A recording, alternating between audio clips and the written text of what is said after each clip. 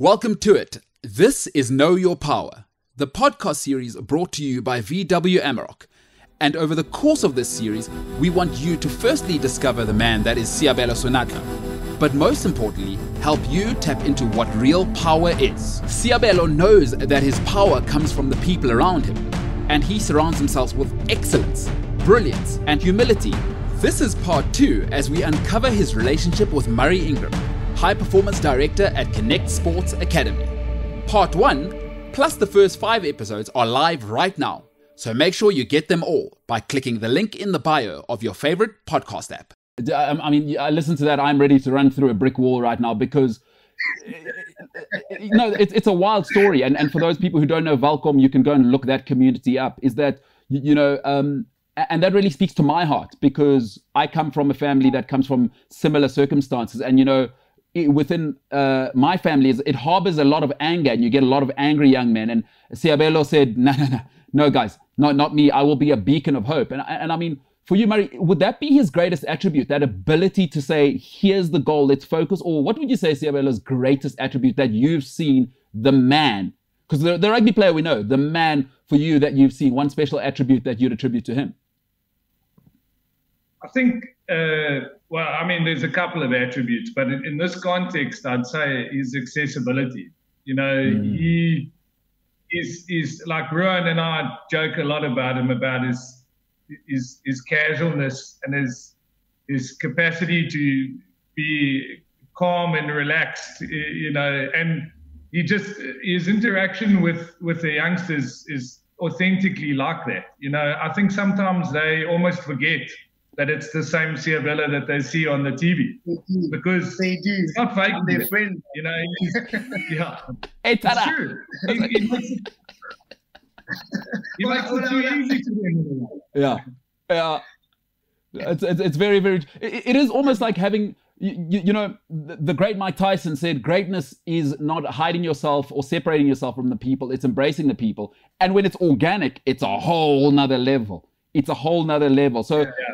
And I totally get that. And so many people, Sabs, wouldn't think that of you as a superstar because they think, because you know how it can be. He's that guy now, and they're even scared to you. But and is that something you saw from your community, Sabs? I'd like to get into why you're so accessible, because you do not have to be, by the way. We know in South Africa, we know what you represent on the scene. If guys are honest, they ain't looking for that smoke. But you are so accessible. Like it's almost, it beggars belief. Yeah, I think most of it will be the way that I grew up. I grew up in a very humble home. Values were instilled at a very young age, and I live to that till this day. I understand before anything else, I'm a human being, and my greatest achievement, if I can get there, is to be a great human being, not a great rugby player. My greatest achievement is to be a great human being. So I try to make sure that I'm accessible to people so that they get to know the human being, they get to know the principle, they get to know the values, they get to know who I am outside of rugby, because rugby is literally a part of me. It's not all of me. So I want to give people all of me, and all of me is not always going to be good, right? So I'm human, I make mistakes, but I want people to see it as well, because there's this fantasy that, people like me are always doing things right, we're always getting it right, we're always achieving, we're always succeeding, but it's not always like that. And that I want to be like that to people as well, and the people that I interact with. I want them to see my failures. I want them to see when I'm down. I want them to see when I'm sad. I want them to see when things are not going that great. And having seen me, trying to overcome those things and, be at the top and be like, yo, I overcame that. And we're grateful for that, because normally that's what people see. People just see the coating on the cake. They don't see the whole cake and how the process of the cake is made. So I want them to see all of that, to know that, yes, if I go through the same things, it's okay.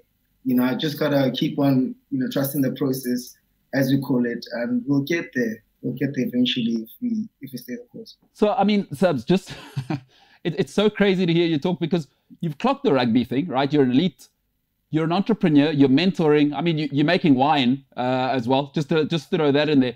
What are we thinking next? Maybe we go and redo, like, forget the Avengers, Tony Stark, maybe you get in there. We get Seabelo Senatla. Hey, Murray, you know what I'm saying? Position him there. Him and Tony Stark, maybe Thanos as a third guy. We create a Mount Rushmore. Is that what we're thinking? To seal this thing, huh? You know what I mean? I'll leave that to Murray. I'm not going to answer that. Yeah, no. I mean, let's just do it. You won't say it. I'll certainly be pitching it, right? Murray, I think, look, Seabelo has clearly shown I'm not scared to shed my skin, to do more than I have to, become more of a man. What do you see for Sabs next? I'd love to know what you think he's capable of, because this guy, it sounds to me like he's just getting started, and that's super exciting for me. I think he's in the midst of a metamorphosis, like genuinely so. And I'm just lucky to kind of be, or we lucky to have found each other at a time when, you know, that process was unfolding. And, you know, what I mean by that is, so we'll start with rugby. Obviously, he's achieved what he has in the sevens world. And as you said earlier, a lot of guys would have just said, okay, cool, I'm going to carry on doing this. But being the man that he is, he has other ambitions, and he'll probably be the first to admit that in the beginning stages of that journey, it wasn't as easy as he maybe thought it would be. And firstly, it's important to understand how hard the guy works. Many times when you look at a Ferrari like Seabelo, you assume that it's just natural talent. But yes, there's obviously an enormous amount of natural talent there. But in his mind, as he'll tell you and has told me a lot of the time, he's an underdog. He will probably never not see himself as an underdog, given his background. And that's like such a powerful thing to have in your mind. And I mean, you got to understand, he's working with me on top of the work that he's doing at the Stormers, etc. And that's a choice. It's a choice to top up his work there and to look at things that can help him achieve his next goal. And so when I say metamorphosis, I often talk to him about a guy like Johnny Wilkinson, because I actually see his career, I have this gut feeling that it kind of resembles that. Like Johnny Wilkinson won the World Cup and then spent a couple of years almost in the wilderness trying to redefine himself. And post his career, he spoke a lot about how a lot of that journey for him was because he was a bit disconnected to his achievements, and he needed a richer, fuller human experience for the rest of his career. Yeah. I don't think Seabelo had the same feeling in the sevens. I mean, when he talks about the sevens and what he achieved there, what you get is how closely knit that family was. And I think now that he's taken a different journey, I think when we crossed paths, a lot of it came down to the fact that he was looking for his new tribe. And the 15s world doesn't necessarily give you that same brotherhood that you get in that small, tight-knit community of the sevens. And I think that's what we are. And to answer your question about where he's going, like, he's going to take the world by storm in 15s. It's just all the pieces needed to come together. And so that he could kind of physically, mentally, emotionally be prepared to be the kind of more evolved version of himself. So, you know, that's a big part of our work, looking at strengths and weaknesses and having a honest assessment, him having an honest self-assessment on where he's at and what we need to work on. And I know both of us feel that he's, like, right now, literally the last couple of weeks, I think he's in a really good place. And so expect big things in the next period and next window of his career. As you were talking there, I was just thinking, oh my goodness, I know what's going to happen. Let me tell you what's going to happen. Cheslin Colby, Senatla, Willems at the back, Willie LaRue. That's just what we're rotating now. Like, everyone, it's just, let's make it a try-scoring, like, just put it on an elevator. You know how the elevator just keeps going over and over? We win every game 300-0. Senatla hat-trick, and then Senatla comes off, Cheslin Colby hat-trick. Spoon Corsi comes on as well. I mean, plus in that mix, he's giving advice to Smunkosi about how to do dreads once he gets back in that game.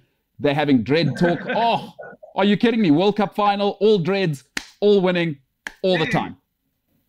But MKT, how much talent do we have in this country outside, eh? We have crazy talent at the moment. I remember when I started playing like 15s intensively, there was chat about, us lacking in that forum. I'm looking at it now, it's crazy because we have way too much. It's like, but it makes me happy as well because it allows me to push myself. I like competition, so it allows me to push myself and obviously like testing yourself against who is regarded the best all the time. That's what I want to be doing. I want to be playing against the best. I always did that in sevens too. Like those games against New Zealand, the Fijis of the world, those would give me the most excitement because they regard as the best, right? And me having Murray explain that I always see myself as an underdog, it's my time. Get him! Shoot it. I love it. I love it. I love that, man. I love that we have so much talent in that area because it doesn't just elevate us as individuals, but it elevates, I guess, the team as well. We all growing and the level is just, the standard is literally just upping and upping and upping because there's so many people that are fighting for those spots. So ultimately, we're just getting better as outside backs. It's amazing to see. Murray, I tell you what, bro, all the work you're doing for this man who is, and I think it's more than just hope, it's tangible, it's real, as he said, and you said the most fantastic words, is that Sabs, on that note, is accessible. And as the great Friedrich Nietzsche said, right, was that, yes, Sabs scores all these tries. Yes, he does all this amazing stuff. Yes, he's an entrepreneur. But the most fantastic thing that I've got out of this chat with both of you guys, as Nietzsche said, is he is human, all too human. And Sabs, that is something, please never change it. And listen, Murray, thank you so much for allowing Sabs and us to engage and get to know a man and getting him to know his power. Thank you so much, gentlemen.